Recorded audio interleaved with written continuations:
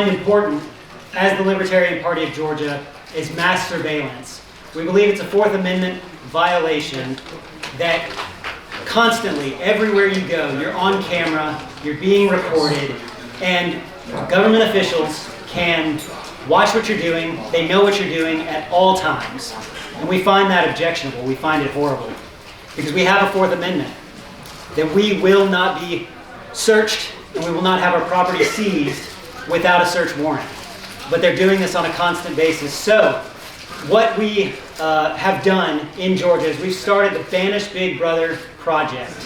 And you'll see even some of our people around, if you'll look at Mitch over here, he has our Banish Big Brother logo, which I think looks really nice. He's going to show it off to everybody. It's fantastic. Warren has one too. Warren, I see it. Perfect. Yeah, so this is a really important project. And Elizabeth Gallimore has really done a great job working on this, creating presentations, doing all the work that it takes to make this happen. You'll go ahead and give her a round of applause.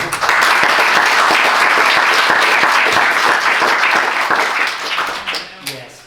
Elizabeth is our executive director. She's been working hard for the past couple years in the Libertarian Party of Georgia, doing all the behind-the-scenes work, doing the thankless jobs that no one sees, but really make this organization thrive. So we do appreciate what she's done, and I want her to tell us all about the Banish Big Brother project, what's going on, what we're doing to push back on these local governments that are watching us, that are surveilling us, that don't have a right to do that. And she's going to tell us more about how we can fight back against that. So y'all welcome Elizabeth Gallimore.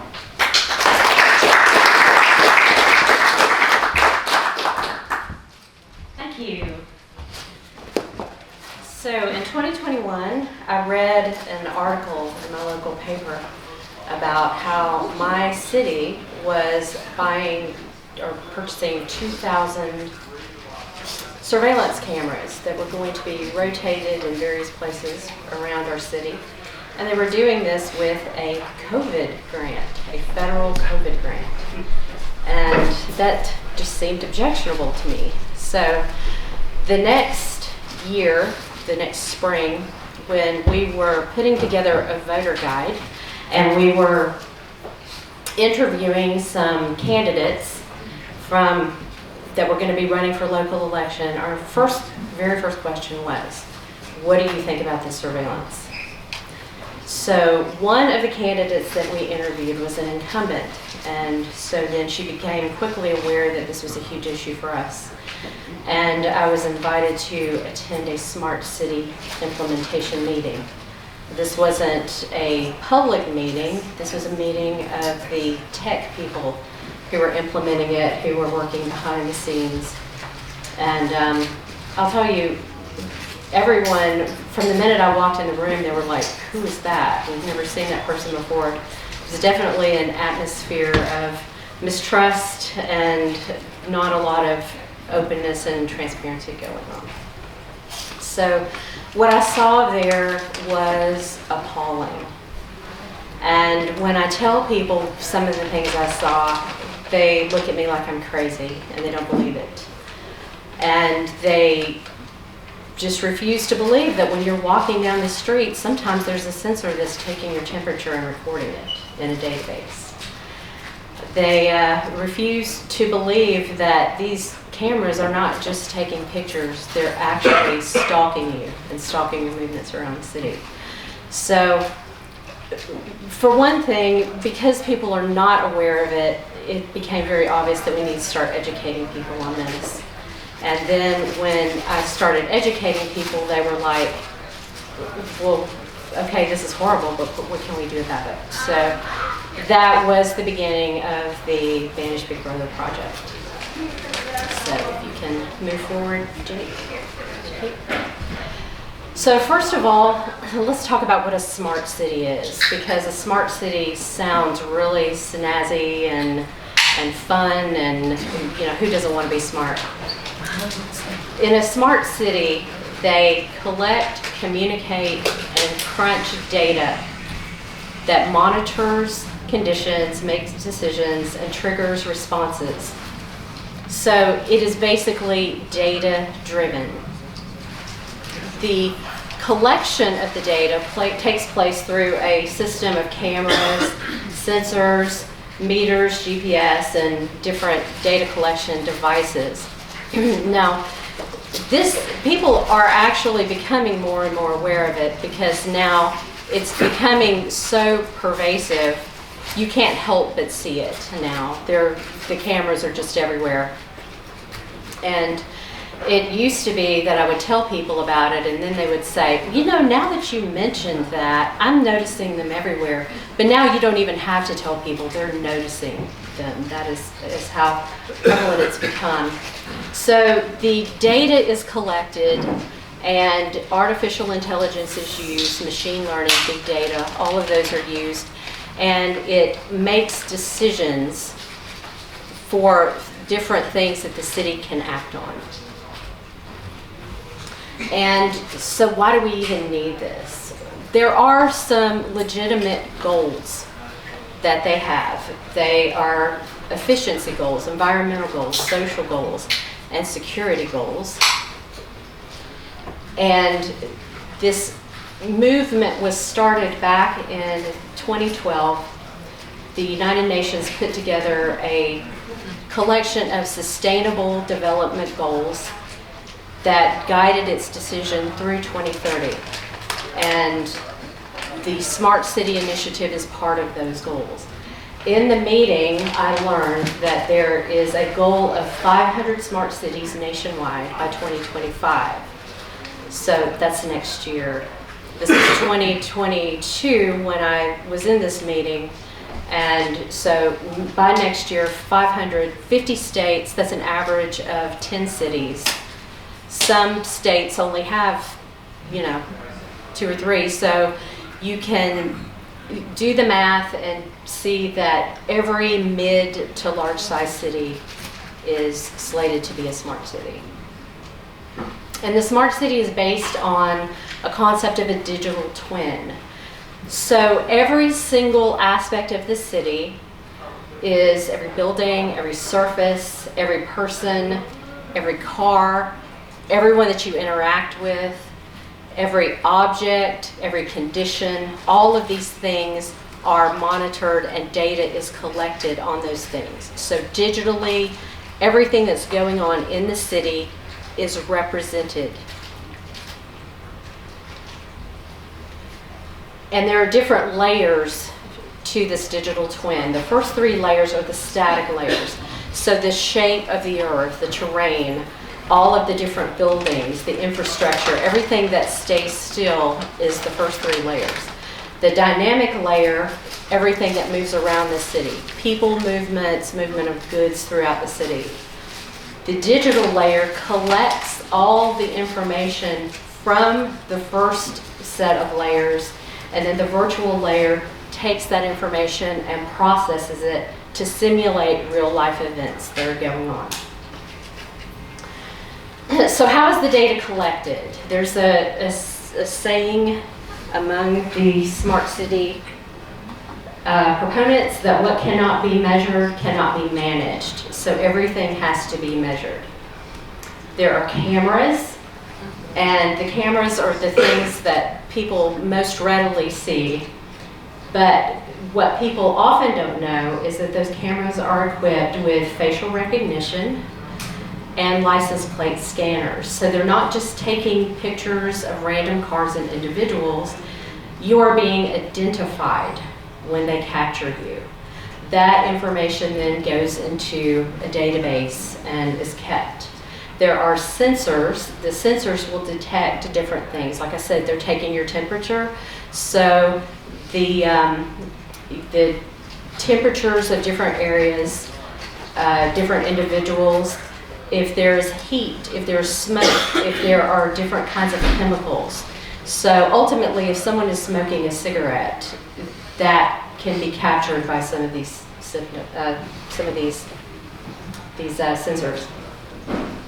GPS is often used with drones that can take these different moving parts and determine their GPS location at any given moment.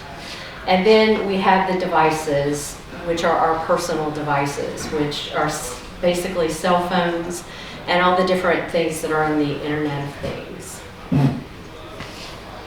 And in order to house all of these different sensors, they are often installed on poles that will provide a framework for the sensors, and then they'll have like places where the drones can charge, Wi-Fi hotspots, and different billboards. They also now are developing kiosks, which basically look like monolithic structures that they are installing on roadsides. So the key component to the identification part of it is the facial recognition. And this is a biometric identification tool that basically looks at measures the different planes and angles of someone's face, and then compares it to a database of known faces. So you may remember that years ago they started implementing what is called a real ID. The real ID has certain requirements as to what the photograph needs to look like. And so by using the database of driver's license photos, they can compare what they capture on facial recognition, because the Real ID program is a national program, even if you're not from the area, then they can compare it to that database and identify you immediately.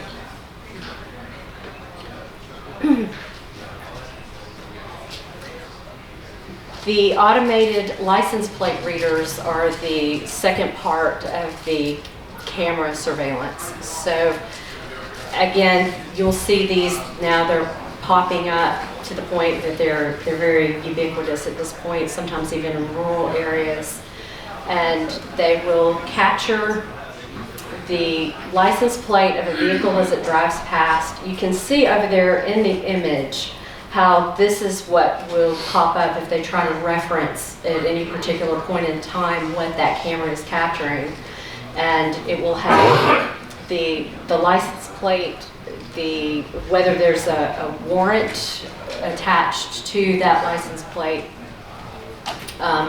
Some of the cameras in the UK now are being poised to where they can actually capture images of the passengers that are in the car. This is stored, all of the information is stored in a database for an indefinite period of time. And so what we have here are innocent, ordinary human beings going about their business who are having a very intimate portrait of their everyday life and their every move being permanently stored in government and corporate databases. So another aspect of this, and this is one that isn't quite tied in as closely at this point, but we're kind of moving in that direction, is the Internet of Things. So years ago they started installing smart meters for electricity meters. Those meters get very detailed information about the different usage patterns. So if you are in your house, it can tell how many people are in your house. It can tell what rooms you use the most. It can tell what your schedule is, when you tend to be home, when you tend to not be home, based upon the patterns that it collects from the smart meter. And then we have the private sector also has a lot of information that they collect. And so, generally we say as libertarians, it's a private company. They can do what they want. That's a common thing that you hear. However, a lot of these private companies are now being tied in to the cloud that they collect the data. They're now giving the government access to the cloud. In many cases without a warrant. They just get to go in and have free reign on that information. So it's definitely starting to make the whole private government thing a little bit fuzzier. The public sector, public services such as education now are starting to use different AI tools and collection that it could be seen as potentially problematic. Some examples of this are the libraries now are pushing out what they call a talk pedometer, which is something that parents can use with their children. If you have like an infant or a toddler that's learning to talk, you put this talk pedometer to monitor your conversations with your child. And then they will give you recommendations on how to talk to your child so that they will have better verbal skills and so forth. And you can look. I get from my local library, I get this all the time about, we have this, come and make an appointment to use it, and yeah, all of this information goes up into a cloud. Also in the public sector, this is very timely considering we just had a discussion about DFACs. They are also using, there are programs available, I don't know that they're being used in the state, but there are programs that they're making available where AI can take parental records, DFACs records, and monitor those to predict whether a child needs to be taken from their family or not.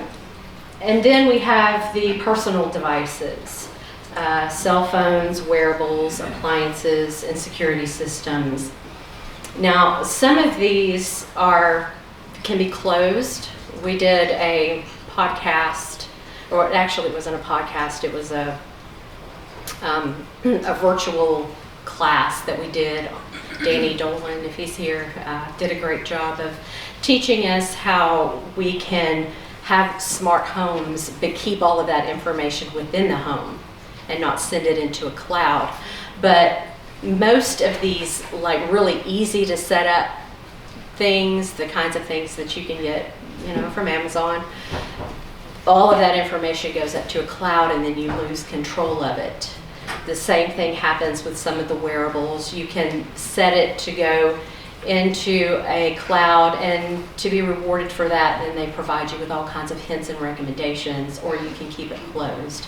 So just keep that in mind when you make those decisions. And of course, when you use your cell phone, who hasn't had a conversation in front of their cell phone and then 2 minutes later, you get an advertisement for that thing that you just talked about. So, yeah, your phone's spying on you. So, we often think about a room full of screens with a bunch of police officers or intelligence agents sitting there looking at the screens and what's going on at all times. But artificial intelligence kind of eliminates some of the drawbacks that could come from that kind of monitoring. So basically, and I don't know that I need to really explain artificial intelligence anymore because that's all that anybody's talking about this year, but basically you're taking human reasoning capabilities and applying it to computer systems. And so while a human being can look at just a certain number of screens, artificial intelligence can look at an infinite number of things. So the monitoring that can be done through artificial intelligence is much, much greater than what a bunch of individuals can do. And that's what powers all of this. And so basically the humans have a supporting role in a smart city. It is driven by AI. And it takes the various data and it interprets it in a number of ways, and then that data triggers automatic responses in the physical world.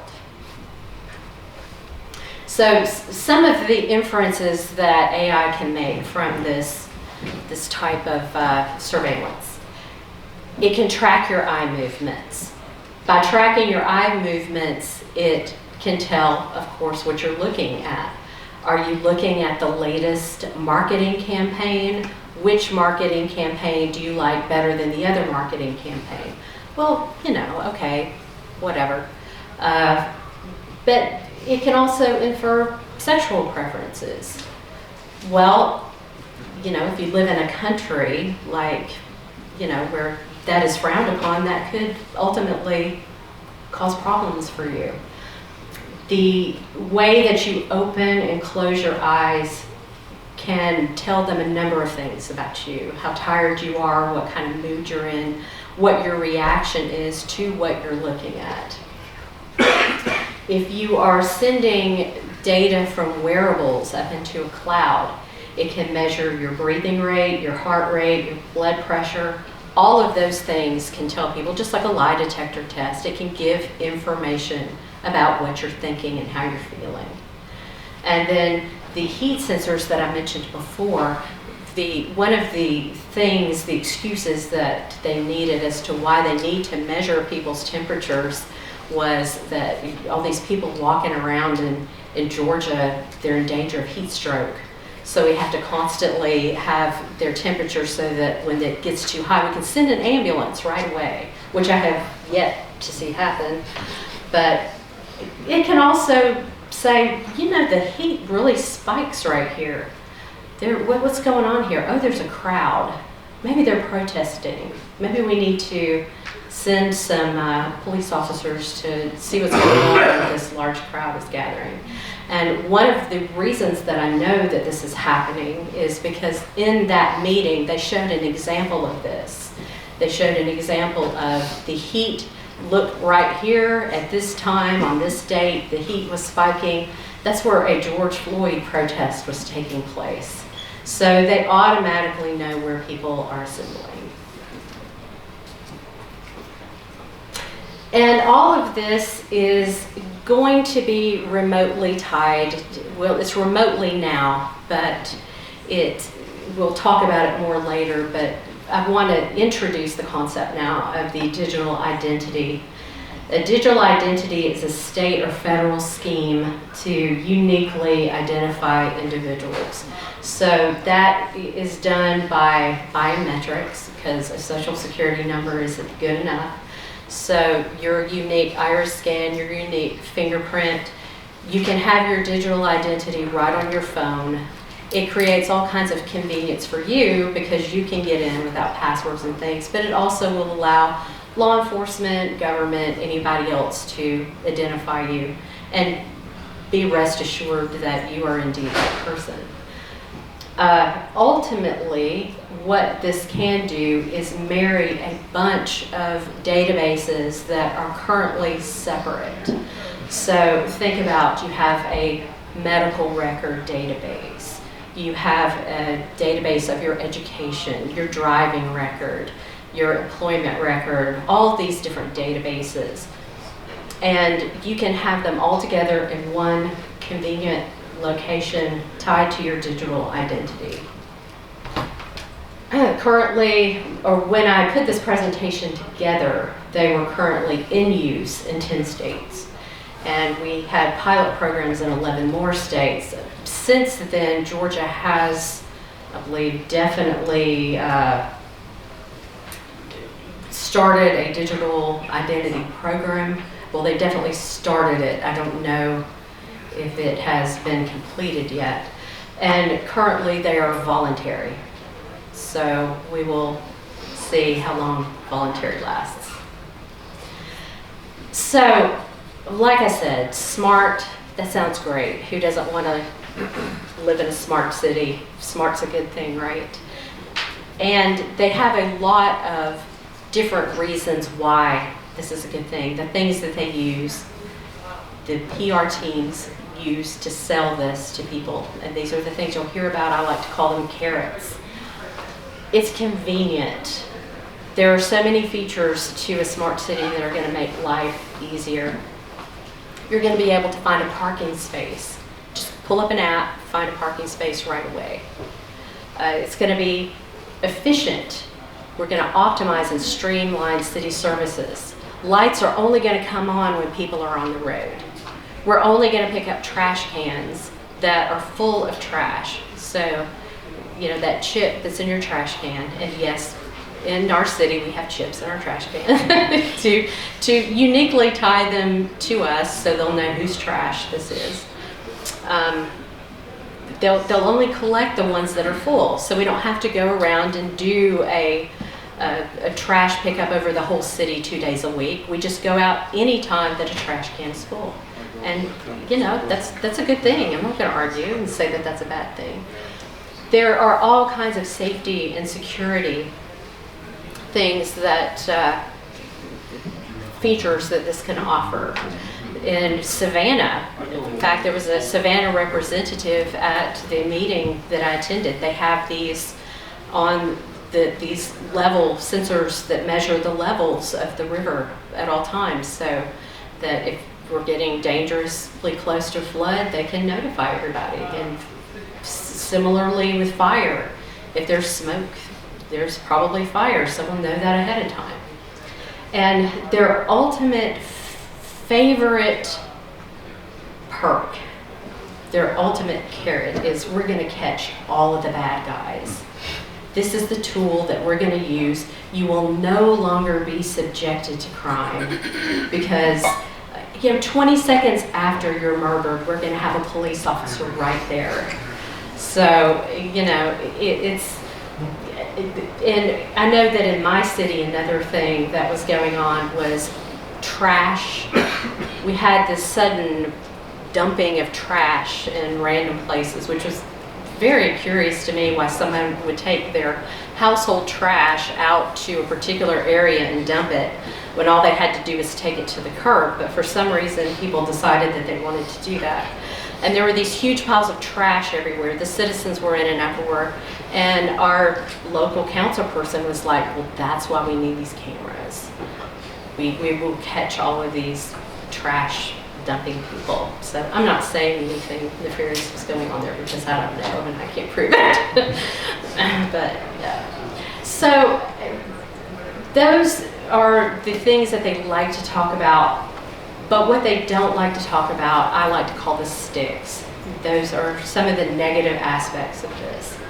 So one of the first things that people like to say is, you have no expectation of privacy when you are in public. And that is true. If I go to a park and someone is there, I hate having my picture taken, but they can take my picture. And they could put it somewhere, they could take a picture of your child. And there's really nothing you can do about that because you don't have an expectation of privacy. However, imagine that they see you at the park, then they follow you to the store, then they follow you home, they take pictures of you everywhere you go, they write all of this down to enter in a database later, they use it to infer different patterns about what you do, they make note of every person that you interact with. That's stalking. And stalking is, it's legal. You do have an expectation of not being stalked in public. So basically what they're doing is they're not just taking pictures of you. They are creating records and patterns of your behavior. So, and with this come a lot of questions that even the people that are voting on this, I have found, don't know the answers to. And so most of these systems are being sold to them by corporations. Corporations collect all this data, they control all this data, and most of the time no one's paying attention to how long they keep it or what they're doing with it. So they could be selling it to your insurance company, to any other number of entities, because this is all being rolled out so fast and so quickly that no one in government anyway, is saying, hey, wait a minute, maybe we need to put the brakes on this. And I misspoke. There are a few people, and I encourage you to go look at the podcast that Jake did with James Dutton. There are a few people who are looking at this, but unfortunately it's few and far between. So another issue with this is what we call the mosaic effect. So if I take a picture of you at the park, I don't know anything about you really. I know what you look like. But if I follow you everywhere, if I pay attention to what you purchase, if I pay attention to who you talk to, if I pay attention to what your mood is when you see this thing or when you see that thing, that is in the same way that little tiny tiles of information can be put together to create a design. That creates a design of your life and who you are. And it's all being done without your consent. So we have what's called active surveillance. If you commit a crime and you're suspected of committing a crime, the police can go to a judge and say, we want to surveil this person because we think that they've committed a crime and we have these reasons to believe. And then the judge looks and says, well, okay, I think you have probable cause, and I'm going to allow you to surveil this person that is accused of wrongdoing. That is active surveillance. What this kind of surveillance is passive surveillance, which is we're just going to surveil everyone at all times. Just in case they're doing something wrong, then we'll know. Well, if you think that you're being watched at every moment, it's going to have an effect on your behavior. And that effect on your behavior, people will say, well, you know, if you're not doing anything wrong, you don't have anything to worry about. Well, sometimes it's more of the perception of maybe they will perceive that I'm doing something wrong. And that will keep you from doing perfectly legal things that you are entitled as a free citizen to do. It is also creating asymmetries of power, because we have a whole class of people now that get privileged access to surveil the population, but we don't get to surveil them. They remain free from scrutiny. And it's also erasing personal accountability. So if you have a defects case and a social worker makes a decision, they have to be able to articulate, this is why I made this decision. If a police officer arrests you or pulls you over, they have to be able to articulate, this is why we pulled this person over. Where we are going with this, they will no longer have to do that. It will be, well, because this is what the data said to do. And they may not even know why they're doing it, other than it's what data is telling them to do. So a lot of this we can see from past experiences has already been abused. We don't have to speculate that it will be abused because it already has. And license plate readers have already been used to target people who visit sensitive places such as health centers, such as gun shops, union halls, protests, centers of religious worship. There was a case in Virginia where they sent license plate scanners to an Obama rally and one to a Palin rally to keep track of who attended which one.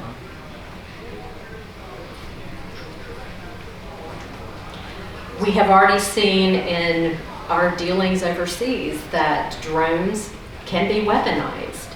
They can be equipped with infrared scanning and thermal cameras. They are already being used in that way. They are being flown over in situations where they're trying to capture someone in the dark. They will fly a drone over with thermal imaging to be able to find them in the dark. They can intercept phone calls, and they can also determine GPS coordinates. The predictive policing is something that is already being done. And predictive policing is a method of policing that gathers personal data to determine, oh, this person's likely to commit a crime. Or in this part of town, there's likely to be crime at this particular point in time. And so, you're walking down the street and you have an anarchy symbol. Okay, well, there's lots of different groups that use an anarchy symbol. And some of them maybe commit crimes and some of them maybe don't. But that automatically puts you at suspicion. So predictive policing would say, look out for people with this type of clothing. Do you have a Libertarian Party of Georgia cannabis pen? Well, maybe that gives us reasonable cause to search you. All of these things, there's nothing intrinsically wrong with doing any of those things. It's not a crime. But using predictive policing gives them the excuse to do that. I've already talked about a little bit about this, how they're using AI in government agencies. They're also using it in schools. So the public education systems, to identify children when charging them for their meals, they have technology that can children walk through, kind of like a metal detector, but it specifically locates guns on children. And most people will say, well, that's a good idea. We don't want people with guns in the school. But you do have to consider that it is acclimating children to be okay with being surveilled. So another thing that they're doing, like in classrooms, is monitoring children's mood. We don't want children to be bored. So we can monitor them, we can tell when they're bored, and then we can provide suggestions to teachers to engage students more. Well, anyone that has ever had a child that is considered a problem child knows how these things could potentially be used in the future. And they also have these different games now that what they consider children with different learning disabilities or social disabilities. They get them to play these games, and then they make inferences from these games about what problems they may have, like sharing or with their interactions with other people, so they can target, okay, these children might be likely to be aggressive in the future. And we have real-world examples of geofencing. Anybody that takes a EBT card to buy groceries, they limit what you can and can't purchase with those. The places where you can enter or not enter sometimes can be controlled with a chip card or biometrics. All of those things are being used. And they're not always used in ways that are a problem, but we need to recognize how these things could potentially be used by government in ways that could be problematic. So I always say, if you want the government to do something for you, you need to ask yourself 3 questions, consider 3 things. First, what do you want the government to do for you? Do you want the government to keep you safe? Do you want the government to provide you with health care? And then you need to ask yourself, what powers do you have to give the government in order to make that happen? So if you want them to keep you safe, do they need to surveil you at all times? Do they need to take over the health care? We need centralized health care provision. Then you ask yourself, okay, if the government controls these services, if they have these powers, what will that power look like in the hands of the worst possible government? And of course that can mean a tyrannical government, but it also could just mean an incredibly inefficient government. If the government's providing you health care and they're really inefficient, then you're not going to get really good health care. How many potholes do we have in our roads? I'm sure that you can make a list of any number of things that the government is doing inefficiently. So if the government is that's an inefficient government, but then think about what would that look like in the hands of a tyrannical government. And we already have lots of examples of that as well. So in Australia, a facial recognition software was used to enforce the lockdowns there. And I don't know how many of you were paying attention to what was happening in Australia in 2020, but they had some of the most strict lockdowns there. And yeah, people were not allowed out of their homes, but like for 20 minutes twice a day, whatever, very, very strict. And people were actually getting tackled and taken away to, what do they call them? FEMA camps. Yeah, well, I didn't want to use that word, but quarantine camps where, if you are buying groceries and it's outside of your time, then you have to do this. So if you know that they're paying attention to where you are, if you have a cell phone and they can monitor where you are and what you're doing with your cell phone, people say, well, I'll just leave that cell phone at home. If you're an older person, it's like I've spent a good part of my life without a cell phone. I just won't take it with me. Well, we can't have that. So what they did is they pushed out a trial run of a software that would randomly send out requests to different cell phones, and you had to take a picture of yourself and send it to them to prove that you were where your cell phone was. And social credit scores, that's something now that has become almost cliche, people talking about social credit scores. And it's to the point now where when you mention this, people, yeah, whatever. They don't even really often think through exactly what this means. So where China is our best example of a country that uses a social credit index. And all of these surveillance techniques are used to give people a score. And that data is stored in a repository that's linked to that digital identity that I was talking about earlier. So everyone in China has one, and your behavior is linked to that to give you a score the same way you get a credit score.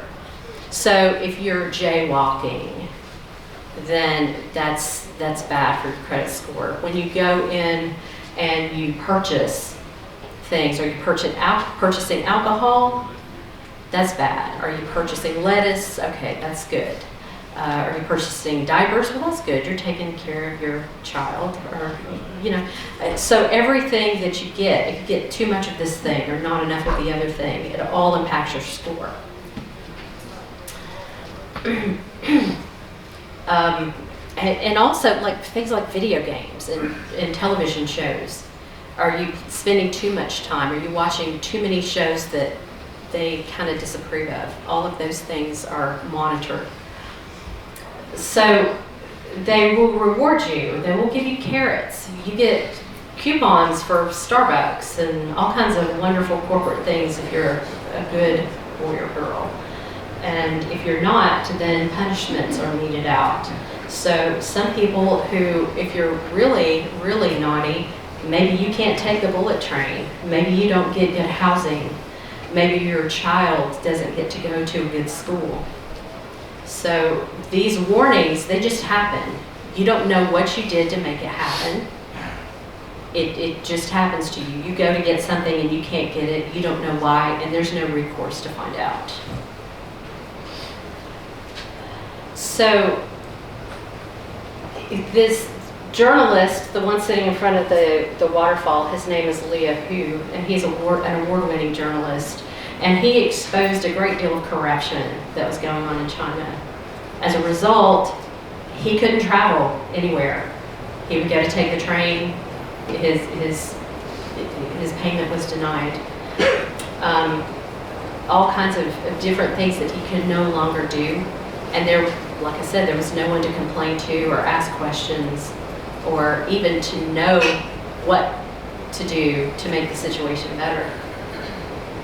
You may remember that in 2021, there was a military coup in Myanmar. And during this coup, there were people that, before the coup happened, had been very critical of the military and did perfectly legal things like protest the military.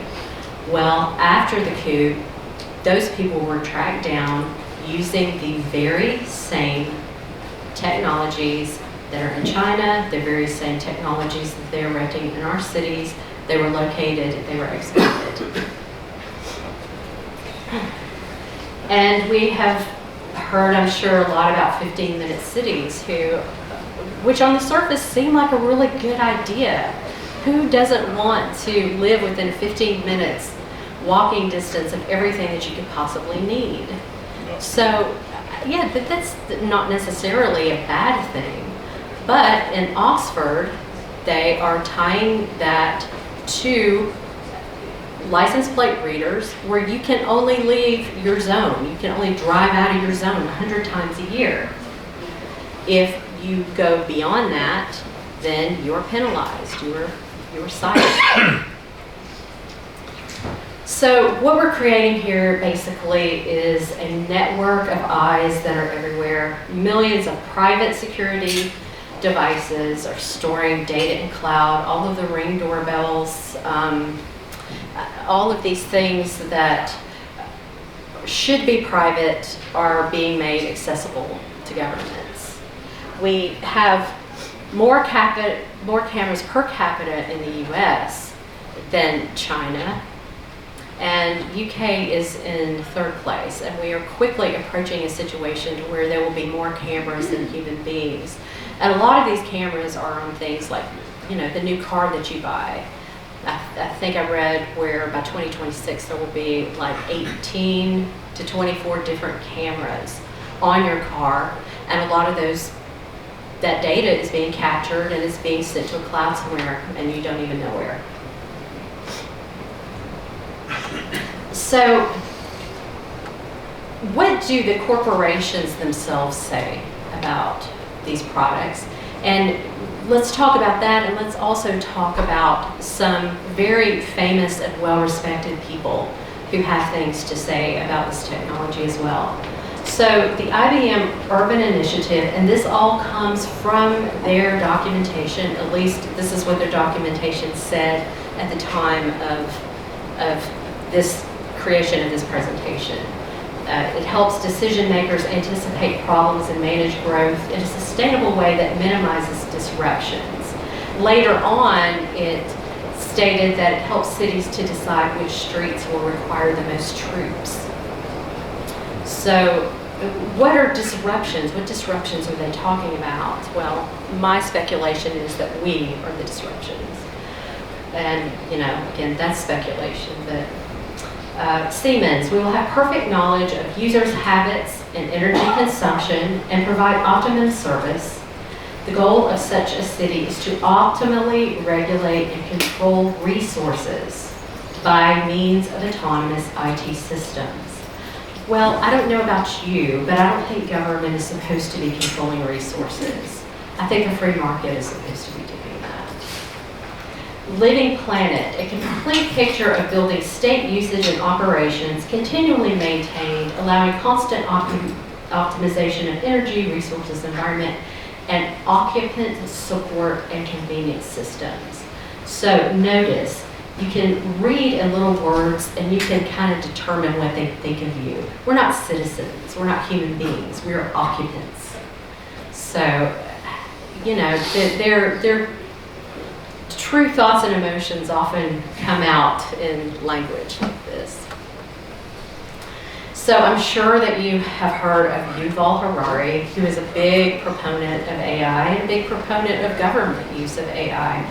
But even he sends out the warning signals in what he calls his hacking humans, which is be times C times D equals A. So you take the biological knowledge, which are your biometric identification, the heartbeat, the respiratory rates, the expressions on your face, all of that, and then you add that with data and computing power, and you come up with what he calls the ability to hack humans, where basically they know you better than you know your own self. And they imagine the manipulation that can take place when you use this kind of information. He calls it a digital dictatorship.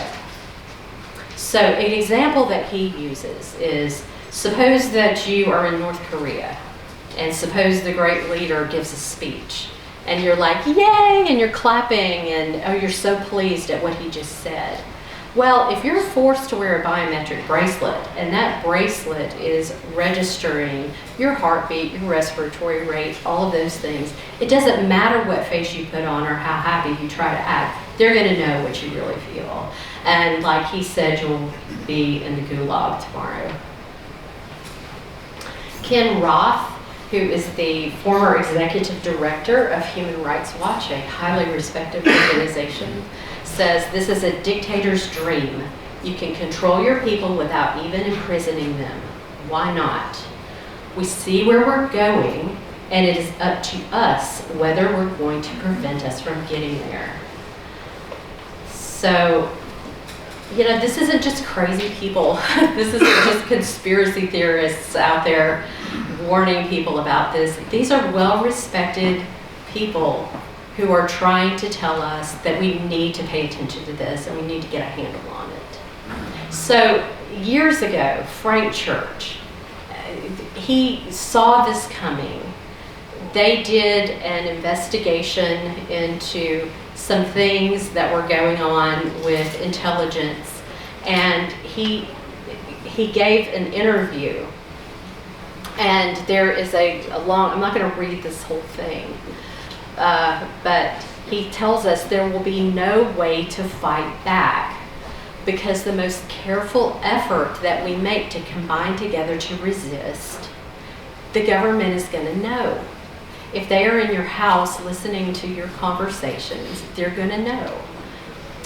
I know the capacity that there is to make tyranny total in America, and we must see to it that all agencies that possess this technology operate within the law and under proper supervision.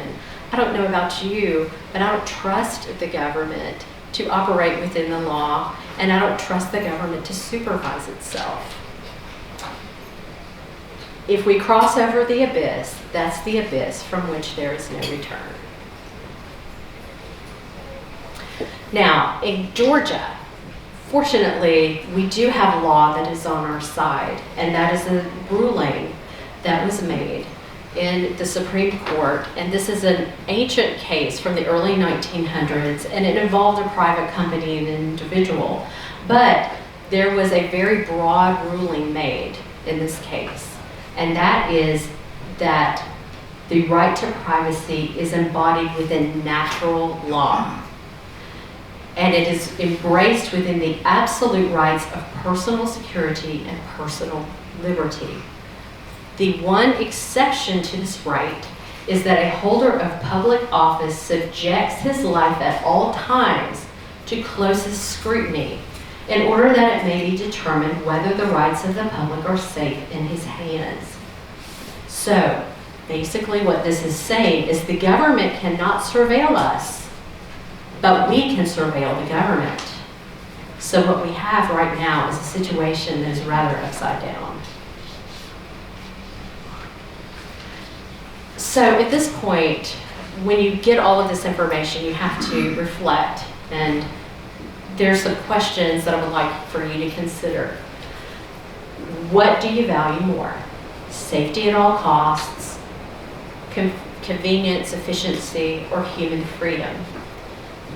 How much freedom are we willing to surrender for convenience and efficiency? And what personal sacrifices are we willing to make to keep the world free for future generations? Because liberty is not something that you just have and that you just keep. It's something that you have to work for. It's something that you have to struggle for. It's something that you have to hold people accountable for if you want to have that. So we need to start drawing some lines in the sand. And one of those being that individuals own their personal data, government and corporations don't. I have a Winn-Dixie card that gives them permission to register my purchases, and then they can give me offers of things that they think that I would like. And when I do that, I am consenting to give them that information. We're not consenting when we walk around. Our data is valuable, and they're collecting our valuable data without our consent, and they're not giving us anything in return other than promises. These asymmetries of power are unacceptable. Surveillance of the government should always be greater than surveillance of the citizens. Technology and data should only be used to help, not hurt. And people must always be able to escape tyranny. And I like to talk about Harriet Tubman here, who rescued so many people from slavery through the Underground Railroad in a smart city. You can't do that. You can't do that because they know everything that you're doing. So we need to educate ourselves, because the question people always ask is, okay, this is horrible, well, what do I do? First thing we have to do is people have to know. They have to know that this is going on. They have to know the extent to what it is going on. We have to avoid the dangers to human liberty by depriving them of data. And maybe you can't do everything. Maybe there are some things where it's just going to be unavoidable. Your data is going to go into a cloud, but there are some things you can do. You can change out that Ring doorbell for one of those that you control the data. You can, maybe instead of using that bracelet to monitor your respiration and stuff, just, but 2-3 years ago, we took our own pulse. Maybe you're not willing to make that sacrifice, but maybe there are other areas in which you can.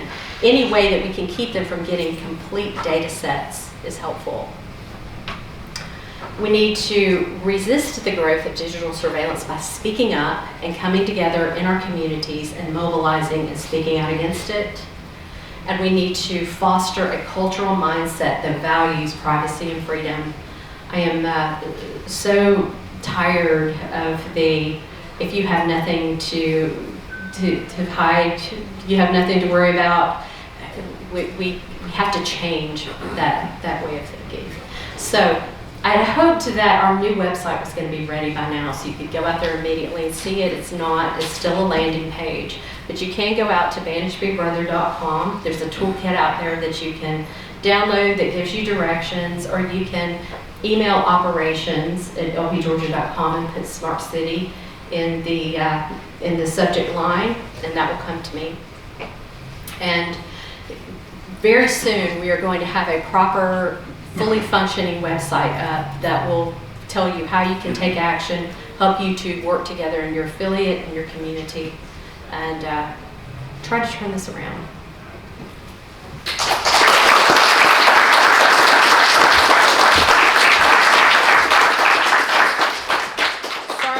So much time that we don't have time for questions, but feel free to ask me personally. No, that's perfectly fine. Does anybody have any questions? If you'd like to ask those questions, we would love to answer them now, because we do want to offer that opportunity, because this is such an important issue. Yeah, everybody wants to go to lunch. Yeah.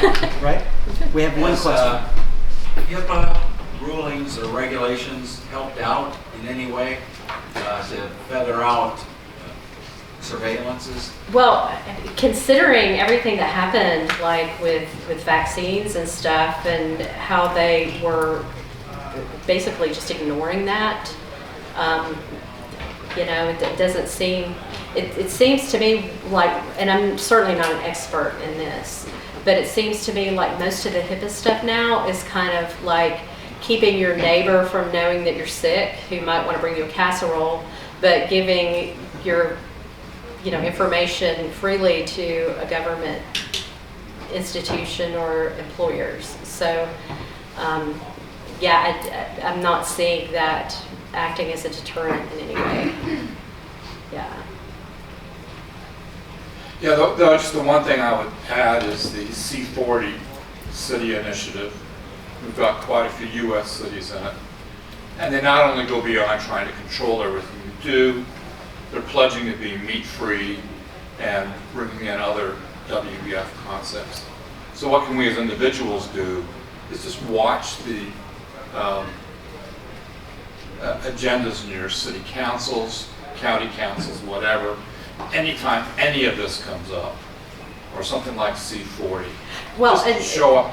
That's a good point, because they change the names of things Yes. all the time.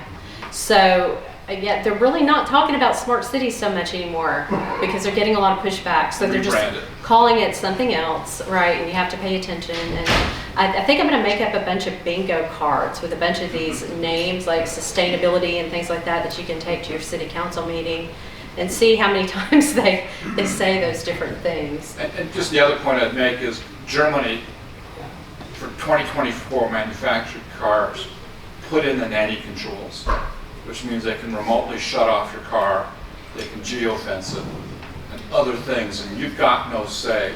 So I was recently out shopping for a German-made car, and I told them I want a new car, but I won't take a 2024. And the dealership and I went through it, and the one you want's made in Germany, got it. There was another one I was looking at, and I had to put in writing, the ones made in Alabama did not have these nanny controls wired in. Right. Well, thanks to our federal government, by Yeah. 2026, they will have the control to take, the ability to take over control of your vehicle. That is correct. And Yes. also, you gotta just raise hell, and when those cars become available, don't buy them. Yeah, so yeah, that's 2026. Remote kill switch has to be available. Thomas Massey actually tried to kick up a fuss and stop that from happening, and he was unsuccessful in doing that. But yeah, Scary. and I've also seen the new technologies that they have out to where the police officer doesn't even come to the window. It sends a robot there, and that robot has the strips with the like nails in it, so you can't move forward or backward during the encounter. So yeah, that's the next new toy on the horizon. Yeah. All right, thank you all so much.